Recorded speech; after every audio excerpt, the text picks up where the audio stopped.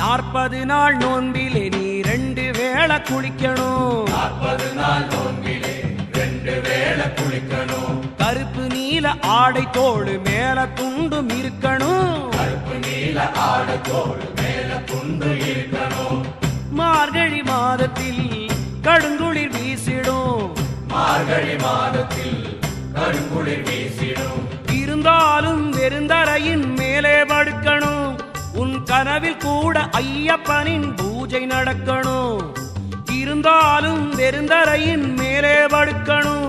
உன் கனவில் கூட ஐயப்பனின் பூஜை நடக்கணும். சரணமையப்பா சுவாமி சரணமையப்பா.